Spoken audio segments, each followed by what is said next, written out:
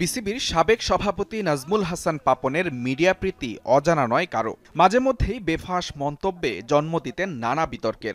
সাকিব তামিম দ্বন্দ্ব প্রকট হয়ে ওঠে তারই করা মন্তব্যে। এছাড়াও দল গঠন, কোচ নিয়োগ সহ নানা ইস্যুতে কথা বলতে গিয়ে জট পাকিয়েছেন তিনি। ক্রিকেটার বা সত্যিকারের সংগঠক না হওয়ায় এমনটা হয়েছে নাজমুল হাসান পাপনের ক্ষেত্রে। দাবি প্রথম সাবেক অধিনায়ক হিসেবে বিসিবির সভাপতি পদে বসা ফারুক আহমেদের।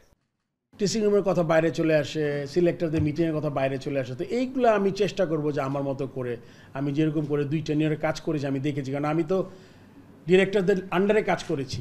সো আমার কিন্তু তখনও কিছু কোয়েশ্চেন ছিল যে এটা এরকম কেন, এরকম হচ্ছে কেন, এরকম হলে হওয়া উচিত না।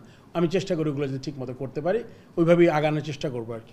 সবশেষ 12 বছরে নিয়মের থোড়াই কেয়ার করেছেন সাবেক কমিটির অনেকেই। পরিচালক হয়েও টিম ডিরেক্টর কিংবা কোচিং প্যানেলে জায়গা করে নেওয়ার মতো নীতিবিরুদ্ধ কাজ করেছেন তারা। এবার আর কনফ্লিক্ট অব ইন্টারেস্টের কোনো সুযোগ দেখছেন না নতুন সভাপতি। আমি যদি বোর্ডের প্রেসিডেন্ট হয়ে যদি বোর্ডে ব্যবসা করি তাহলে serious conflict of interest, direct interest, এরকম কোনো কাজ হবে না। যারা বোর্ডে আছেন তারা বোর্ডের সাথে ওই ধরনের কোনো কাজ না করলে বেটার। কনস্টিটিউশনে যা আছে, যে জিনিসগুলো ভালো, এগুলো সবই খুব তাড়াতাড়ি আমরা ইমপ্লিমেন্ট করার চেষ্টা করব। 5 লাখ টাকা এন্ট্রি ফি দিয়ে তৃতীয় বিভাগে দরজা বন্ধ করে দেওয়া হয়েছিল অনেক ক্লাবের। কোয়ালিফিকেশন রাউন্ডের বন্ধ দ্বার আবারও উন্মুক্ত করতে চান ফারুক। সেই সাথে বাজে আম্পায়ারিংয়ের প্রতিবাদে 4 বলে 92 রান দিয়ে নিষিদ্ধ হওয়া সুজনের ঘটনার পুনরাবৃত্তি যেন না ঘটে সেই আশ্বাসও দিলেন তিনি।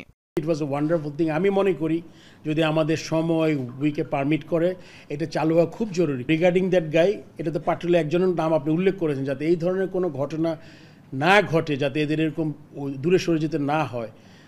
এইগুলো আসলে অনেক আপনারা সবাই জানেন। এটাতে আমরা চেষ্টা করবো যেগুলো যাতে আমরা কমাতে পারি। লেগ স্পিনার রিশাদ হোসেনে মুগ্ধ হলেও কখনোই নির্বাচন প্রক্রিয়ায় হাত দেবেন না বলেও জানিয়েছেন ফারুক আহমেদ। যেহেতু আজকে আমি ম্যাক্সিমাম কথা মুজরা বিন তারেক, যমুনা স্পোর্টস, ঢাকা। এইজন্য আমরা অনেকে গিয়েছি।